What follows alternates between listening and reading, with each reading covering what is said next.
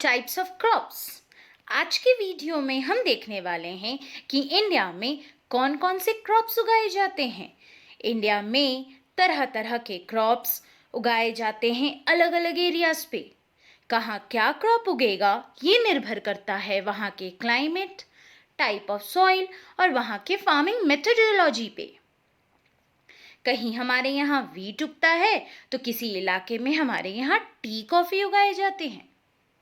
Normally 3 तरह के crops हैं जो इंडिया में उगाए जाते हैं। एक को फूड क्रॉप्स कहा जाता है, दूसरे नॉन फूड क्रॉप्स होते हैं और तीसरे फाइबर क्रॉप्स होते हैं। फूड क्रॉप्स में भी 2 तरह के क्रॉप्स हैं, grain crops and non grain crops. Grain crops जैसे कि rice, wheat etcetera. Non grain crops जैसे कि sugar cane, oil seeds etcetera. And non food crops में हमारा आ जाता है रबर। फाइबर क्रॉप्स में cotton and jute. So these type of crops are grown in India. आज के वीडियो लेसन में हम इन्हीं क्रॉप्स को डिटेल में देखेंगे। तो चलिए आज का लेसन स्टार्ट करते हैं।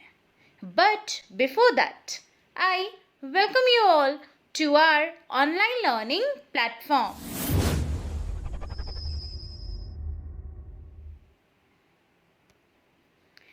Grain crops.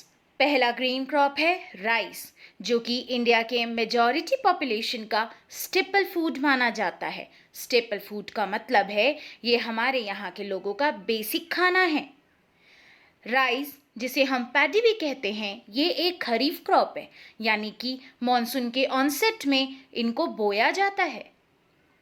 इसे ग्रो करने के लिए टेम्परेचर 25 डिग्री सेल्सियस से अबव चाहिए। साथ ही साथ क्लाइमेट ह्यूमिड होना चाहिए और बारिश लगभग 100 सेंटीमीटर से ज़्यादा होनी चाहिए, तभी हम इसकी खेती कर सकते हैं। क्योंकि राइस को स्टैंडिंग वाटर चाहिए होता है। स्टैंडिंग वाटर कहने का मतलब है कि जिस खेत में ये बोया जाता है वहाँ पर पे हर वक्त पानी कुछ सेंटीमीटर तक एबव होना चाहिए क्रॉप के। अगर मैं बात करूं प्रोड्यूसर में, तो इंडिया दुनिया का सेकेंड लार्जेस्ट प्रोड्यूसर माना जाता है आफ्टर चाइना। और हमारे इंडिया में भी हरियाणा, पंजाब, उत्तर प्रदेश जैसे एरिया में ये ज़्यादा प्रोड्यूस होता है। ये एरियाज इंडिया के लीडिंग प्रोड्यूसर्स हैं। नेक्स्ट है वीट। ये भी हमारे यहाँ के पॉपुलेशन का मेजर क्रॉप है। स्टेपल डाइट है पर्टिकुलरली नॉर्थ और नॉर्थ वेस्टर्न हिस्से का। हाउएवर जहाँ पैडी खरीफ क्रॉप है, वीट रबी क्रॉप है, यानी कि ये ठंड के मौसम में बोया जाता है। इसे ग्रो करने के लिए कूल क्लाइमेट चाहिए, मतलब कि टेम्परेचर ज़्यादा नहीं चाहिए। हाउएवर इसे बारिश अच्छी क्वांटिटी में चाहिए होती है, लगभग 50 to 75 सेंटीमीटर। हमारे इंडिया में 2 मेन जोन्स में इसकी खेती की जाती है। एक है नॉर्थ वेस्ट का गंगा सतलज प्लेन, दूसरा है डेक्कन इलाके का ब्लैक सॉइल रीजन। इंडिया में पंजाब, हरियाणा, उत्तर प्रदेश, मध्य प्रदेश स्टेट्स इसके लीडिंग प्रोड्यूसर्स हैं। Next millet. मिलेट में ज्वार, बाजरा, रागी काउंट होते हैं, जिन्हें हम कोर्स ग्रेन्स भी कहते हैं। कोर्स ग्रेन का स्पेलिंग यहाँ एरर है, आप लोग वो देख लीजिएगा, COARSE। ओके, सो कोर्स ग्रेन्स हैं। ये कोर्स ग्रेन्स आपके सब्स्टिट्यूट्स माने जाते हैं राइस एंड व्हीट के। इनका न्यूट्रिशनल वैल्यू बहुत हाई होता है, इनफैक्ट राइस एंड व्हीट से भी ज़्यादा। जैसे रागी आयरन, कैल्शियम और दूसरे माइक्रोन्यूट्रिएंट्स में रिच होता है। इसके ग्रोथ के लिए रेड, सैंडी, लोमी या ब्लैक सॉइल सूटेबल है। ये इंडिया के कर्नाटक, तमिलनाडु, हिमाचल प्रदेश जैसे राज्यों में ग्रो किया जाता है। नेक्स्ट है ज्वार, जिसे राइस एंड व्हीट के बाद थर्ड मोस्ट इम्पॉर्टेंट क्रॉप माना जाता है इंडिया का। ये अपने ग्रोथ के लिए बारिश पे निर्भर करता है। महाराष्ट्र, कर्नाटका इसके लीडिंग प्रोड्यूसर्स हैं। नेक्स्ट हमारा तीसरा मिलेट है बाजरा। बाजरा सैंडी सॉइल या शैलो ब्लैक सॉइल में ग्रो किया जाता है। राजस्थान, यूपी, महाराष्ट्र इसके लीडिंग प्रोड्यूसर्स हैं। नेक्स्ट है मेज़, जिसे हम फूड और फॉडर दोनों तरह के क्रॉप में इस्तेमाल करते हैं। ये खरीफ क्रॉप माना जाता है। इसके ग्रोथ के लिए एलुवियल सॉइल की रिक्वायरमेंट होती है और टेम्परेचर 21 डिग्री सेल्सियस से 27 डिग्री सेल्सियस के बीच चाहिए। बिहार में तो इसे राबी क्रॉप के रूप में ग्रो किया जाता है, जबकि दूसरे हिस्सों में खरीफ क्रॉप के रूप में। इसकी खेती आज के समय में बहुत बढ़ चुकी है, all because of the use of modern inputs like insecticides, pesticides, HYV seeds. Karnataka, MP, UP, Bihar, Telangana इसके लीडिंग प्रोड्यूसर्स माने जाते हैं।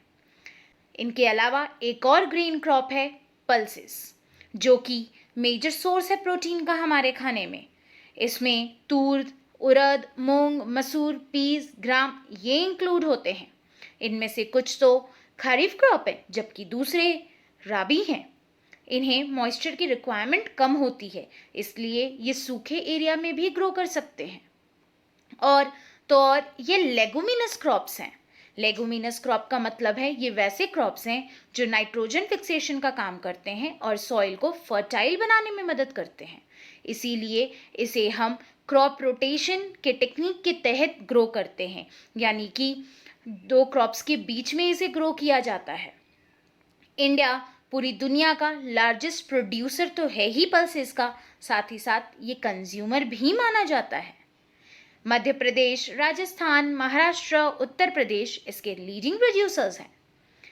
So this was about grain crops. Now coming towards non grain crops. Sugar cane, ये tropical और सब tropical है। ये hot and humid climate में बहुत अच्छे से ग्रो करता है। बस इसका टेम्परेचर रिक्वायरमेंट 21 डिग्री सेल्सियस से 27 डिग्री सेल्सियस के बीच में है और इसे 75 सेंटीमीटर से लेकर 100 सेंटीमीटर तक की बारिश चाहिए। इसे उगाने में लगभग 6 से 8 महीने लग जाते हैं। इसे हम वैरायटी ऑफ सॉइल्स में ग्रो कर सकते हैं, पर वन मोर थिंग, इसके प्रोडक्शन के लिए मैनुअल लेबर की रिक्वायरमेंट ज़्यादा होती है। शुगर केन के प्रोडक्शन से हम शुगर, गुड़, खंड साड़ी, मोलासेस ऑब्टेन कर सकते हैं। इंडिया ब्राज़ील के बाद दुनिया का सेकेंड लार्जेस्ट प्रोड्यूसर है शुगर केन का। उत्तर प्रदेश, महाराष्ट्र, कर्नाटका, तमिलनाडु इसके लीडिंग प्रोड्यूसर्स हैं। नेक्स्ट कम्स ऑयल सीड्स, जिनसे हम तेल ऑब्टेन करते हैं।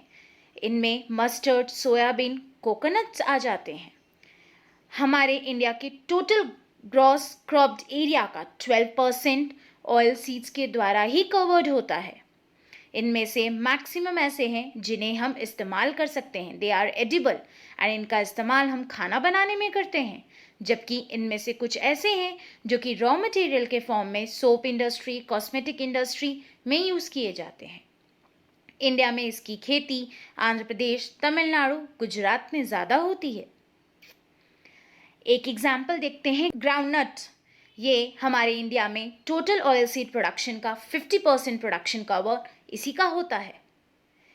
इनमें से कुछ ऑयल सीड्स खरीफ क्रॉप हैं, तो जबकि कुछ रबी क्रॉप्स हैं। इनफैक्ट कुछ तो ऐसे हैं जैसे कि सीसामम और कास्टर, जो हमारे किसी एरिया में रबी क्रॉप के रूप में ग्रो किए जाते हैं तो कहीं खरीफ क्रॉप के रूप में ग्रो किए जाते हैं।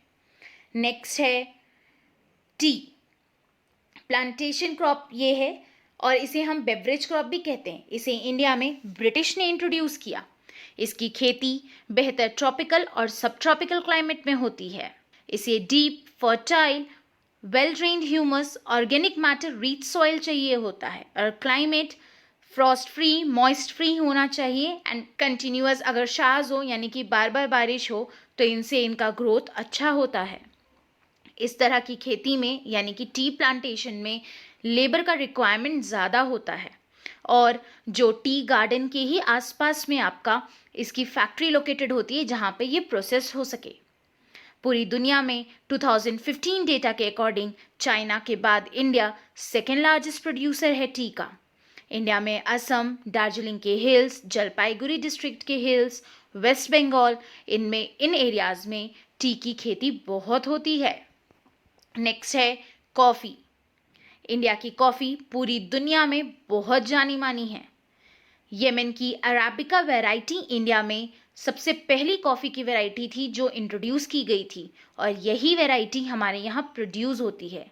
इसका पहला कल्टीवेशन इंडिया में बाबा बुडान हिल्स में हुआ था, आंध्र प्रदेश के। इसकी कल्टीवेशन पूरे इंडिया में तो नहीं होती, बट कुछ एरियाज़ में जैसे कि नीलगिरी हिल्स जो कि कर्नाटका में है, केरला में और तमिलनाडु में होती है। सो ये थे आपके non grain crops. Now let us see horticulture crops. Horticulture मतलब कि वो क्रॉप्स जिसमें वेजिटेबल्स एंड फ्रूट्स काउंट होते हैं, और पूरी दुनिया में फ्रूट्स एंड वेजिटेबल्स के प्रोडक्शन में इंडिया सेकेंड नंबर पे है अकॉर्डिंग टू 2015 डेटा। ये ट्रॉपिकल और टेम्परेट दोनों तरह के एरियाज पे ग्रो हो सकते हैं।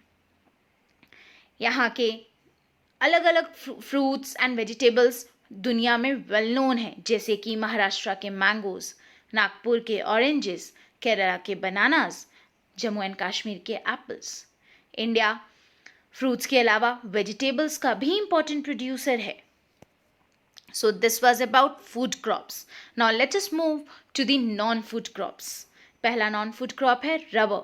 ये इक्वेटोरियल क्रॉप है, बट इसे हम स्पेशल कंडीशंस के तहत ट्रॉपिकल और सब ट्रॉपिकल रीजन्स में भी ग्रो कर सकते हैं। इसके ग्रोथ के लिए मॉइस्ट एंड ह्यूमिड क्लाइमेट चाहिए होता है, और 200 सेंटीमीटर से ज़्यादा बारिश और टेम्परेचर 25 डिग्री सेल्सियस के अबव चाहिए। ये एक इम्पॉर्टेंट इंडस्ट्रियल रॉ मटेरियल है। इंडिया में Kerala, Tamil Nadu, Karnataka, Andaman and Nicobar islands, in areas में इसकी खेती की जाती है। सो this was about non food crops. Now coming towards the fibre crops. Fibre crops cotton, jute, hemp, natural silk, ये कुछ इंपॉर्टेंट फाइबर क्रॉप्स हैं। कॉटन, जूट, हेम्प जहाँ क्रॉप्स हैं, वहीं नेचुरल सिल्क जो है वो सेरिकल्चर के प्रोसेस से ऑब्टेन किया जाता है फ्रॉम सिल्कवॉर्म। चलिए देखते हैं फाइबर क्रॉप्स के बारे में। कॉटन, माना जाता है कि इंडिया ही पहला देश है जहाँ पे सबसे पहली बार कॉटन की खेती की गई थी, और पूरी दुनिया में इंडिया के कॉटन की बहुत डिमांड है, और ये एक इम्पॉर्टेंट रॉ मटेरियल है कॉटन टेक्सटाइल इंडस्ट्री का।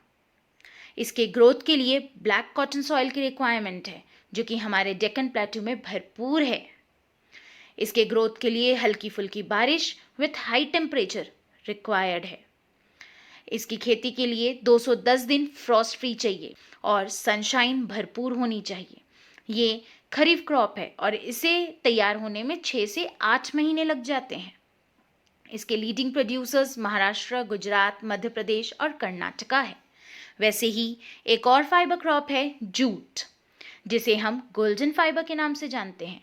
ये वैसे एरिया में ग्रो किया जा सकता है जहाँ पर पे फर्टाइल सॉइल हो और जो कि फ्लड प्रोन हो। यही एरिया में ग्रो कर सकते हैं जहाँ पर पे हर साल सॉइल नया आता हो पानी के लहरों के कारण। इसकी ग्रोथ के लिए हाई टेम्परेचर चाहिए होता है। इसका इस्तेमाल हम लोग गनी बैग्स, रोप्स, कार्पेट्स बनाने में करते हैं। चूँकि ये महंगा होता है बहुत, इसलिए इसकी मार्केट डिमांड दिन भर दिन रिड्यूस होती जा रही है, और इसका प्लेस अब सिंथेटिक मटेरियल्स ले रहे हैं, जैसे कि नायलॉन वगैरह, जो कि सस्ते होते हैं। इंडिया में वेस्ट बंगाल, बिहार, असम, उड़ीसा इसके लीडिंग प्रोड्यूसर्स हैं। So this was all about types of crops जो कि इंडिया में ग्रो किए जाते हैं। नाउ कमिंग टूवर्ड्स कि एग्ज़ाम में यहाँ से क्या क्वेश्चन आता है, तो एग्ज़ाम में यहाँ से 1 मार्क्स के बहुत सारे क्वेश्चंस आ सकते हैं। So for that what you need is कि आप जितने भी पॉइंट्स मैंने स्लाइड्स में मेंशन किए हैं, बस उन पॉइंट्स को याद कर लो या उनको अच्छे से समझ लो। उतना कर लोगे तो 1 मार्क्स के लिए इस चैप्टर से आप 80% डन हो, क्योंकि 80% क्वेश्चंस अगर 1 मार्क्स का आता है तो अब तक का रिकॉर्ड रहा है कि वो इसी पोर्शन से ही पूछता है।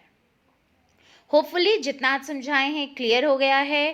Thank you for listening to me and yeah one more thing, अगर अभी तक आपने हमारे चैनल को सब्सक्राइब नहीं किया है तो जल्दी से सब्सक्राइब कीजिए, और हमारे हर अपडेट के साथ जुड़े रहने के लिए बेल आइकन दबाना न भूलें। So that's all for today. Tata, bye bye, take care.